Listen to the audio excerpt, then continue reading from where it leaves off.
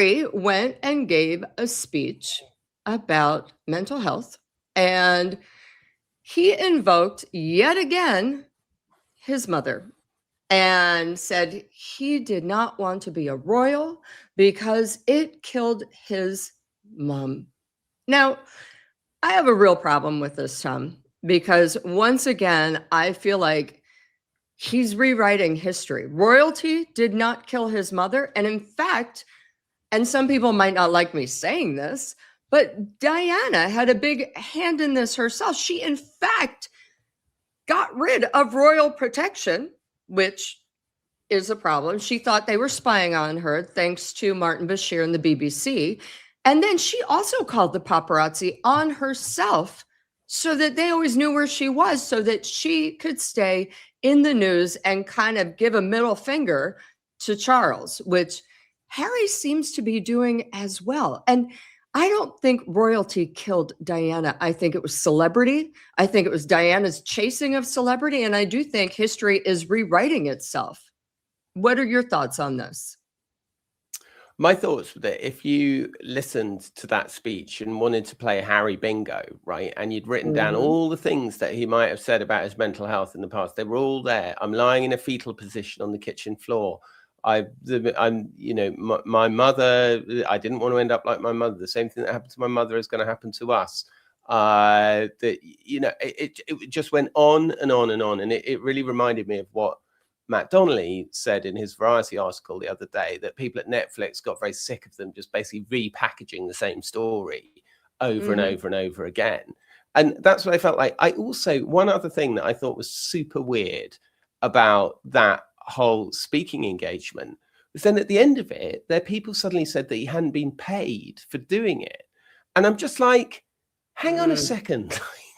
Wasn't this, I like, whether he was, or whether he wasn't, or whether you want to say he's paid through the attention economy or whatever, I just found the messaging so weird, because I'm like, wasn't the whole point of like leaving the royal family that you could combine making your own money with talking about things that you thought were important and uplifting communities? So why haven't you been paid? It's a ticketed event. I mean, it was $260, $350 just to buy an online ticket to watch it online, So I thought the whole thing was incredibly ill-advised. And then talking about his father, again, Harry bingo, all the stuff about how his father was useless and blah, blah, blah. And then this kind of very cynical thing of saying, I'm not pointing a finger at my father, and then going and proceeding to point a finger at his father. Like, just because you say you're not pointing a finger at someone doesn't mean you're not doing it.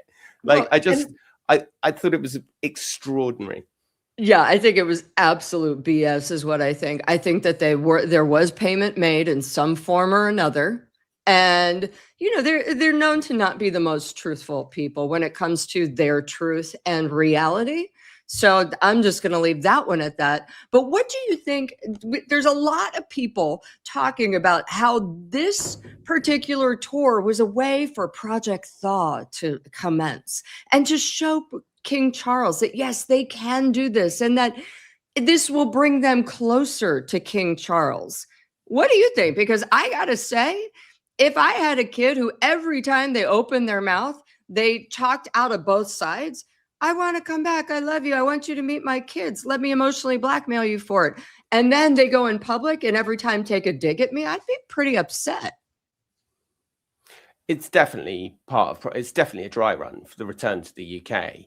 Like, they are coming back in July for the Invictus Games. I've been told that they could be in England for over a week. They are clearly going to do exactly the same thing as they've done here. So in that sense, it's completely a dry run. I think the thing about what's the messaging they're trying to give to the royal family, I think that we're beyond now trying to give the messaging of like, let's all be friends and give us back our protection. I think the messaging now is, we don't care and we're going to do what we want and you can't stop us. And I absolutely think this is a dry run for the return to the UK.